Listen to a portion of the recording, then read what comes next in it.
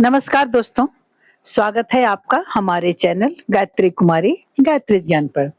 दोस्तों, आज हमारा विषय है कुआं पूजन या नल पूजन।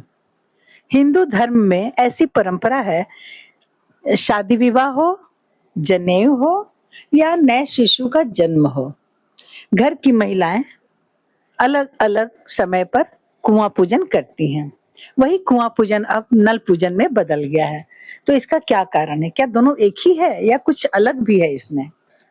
तो दोस्तों, एक बात जान लीजिए, यहाँ कुआं पूजन, नल पूजन दोनों का तात्पर्य है कि जल देवता का पूजन, यानी जल के स्रोत, जल के देवता अर्थात वरुण देवता का पूजन। पहले जगह जगह पे कुआं होता था, इसलिए हमें कुआं से ही जल सुलभ होता था।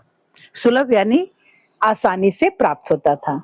लेकिन अभी तो दूर दूर तक देखिए तो कहीं कुआं दिखाई नहीं देता है, क्योंकि बड़ी बड़ी इमारतें बन गई हैं, पक्की सड़कें बन गई हैं।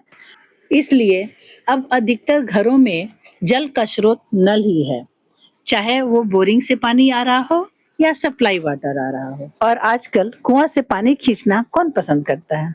इसलिए हर घर में बोरिंग और नल है। किसी किसी के यहाँ सप्लाई वाटर है, यानी नल की व्यवस्था है, लेकिन कुआं की व्यवस्था समझिए तो नहीं के बराबर ही है। तो यहाँ पर नल पूजा और कुआं पूजा, इसमें कोई मतभेद नहीं है। आप नल की भी पूजा कर सकते हैं, कुआं की भी पूजा कर सकते हैं।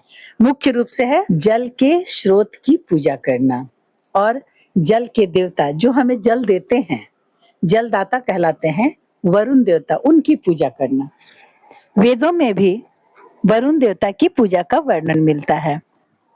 अब यहाँ पर एक परंपरा की बात ये भी है, जैसे शादी में जो कुआं पूजन होता है वो शादी के रस्मों के बीच में ही हो जाता है। उसी तरह से जनेऊ में भी जनेऊ होता है, फिर चौठारी होती है और कुआं पूजन होता है। लेकिन शिशु के जन्मोत्सव में जो कुआं पूजन होता है वो शिशु के जन्म के कम से कम 21 दिन के बाद ही होता है। ऐसा क्यों? कभी आपने सोचा? ऐसा इसलिए कि हमारे हिंदू धर्म में, हमारे सनातन धर्म में कोई भी परंपरा बनती है ना, वह बहुत सोच समझ कर बनाई जाती है। शिशु के जन्म के बाद शिशु के माँ का शारीरिक स्वास्थ्य बहुत अच्छा नहीं रहता है, इसलिए उनका स्वास्थ्य को ध्यान में रखते हुए ही यह परंपरा बनाई गई है। उसमें शरीर इतना कमजोर रहता है कि ज्यादा पानी छूने से ठंडा लग सकता है, शरीर में कभी कभी सूजन होने लगती है, और माँ की तबीयत अगर खराब होती है तो बच्चे की तबीयत भी खराब हो जाती है, क्योंकि बच्चे माँ का दूध पीते हैं। तो इसलिए जच्चा और बच्चा दोनों का स्वास्थ्य को ध्यान में रखते हुए ही यह परंपरा बनाई गई है कि कम से कम 21 दिन के बाद नल की पूजा हो या कुएं की पूजा हो, ताकि इस 21 दिन तक वह माँ पानी न छुए और स्वस्थ रह सके।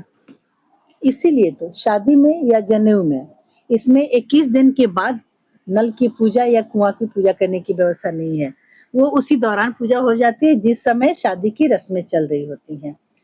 तो दोस्तों, अब आप अच्छी तरह से समझ गए होंगे कि नल पूजा या कुआं पूजा दोनों एक ही है। जिसके घर में कुआं है वो कुआं की पूजा करे, लेकिन जिसके घर में कुआं नहीं है वो नल की पूजा भी करके इस रस्म को पूरा कर सकते हैं। हमारे हिंदू धर्म के यही तो विशेषता है कि छोटी से छोटी रस्म भी हो, वो रस्म को निभाते हैं, अपनी परंपरा को बरकरार रखते हैं, परंपरा को तोड़ते नहीं हैं। भले ही उसका रूप बदल के करना पड़े, जैसे कुआं के बदले नल का पूजन शुरू हो गया, तो ये क्या है? बदलाव आया, लेकिन परंपरा तोड़ी नहीं गई। परंपरा को लोग निभाते चले आ रहे हैं और इस तरह से आगे परंपरा हमारी निभती ही चली जाती है। हमारे बच्चों में यही संस्कार है। हमारे हिंदू धर्म में संस्कार को बहुत महत्व दिया गया है। तो दोस्तों, मिलते हैं अगले वीडियो में। तब तक के लिए धन्यवाद, नमस्कार। हाँ, और एक बात, आप मेरे चैनल को अभी तक सब्सक्राइब नहीं किए हैं तो कर लीजिए। इस तरह की बहुत सी जानकारियां आपको मिलती रहेंगी।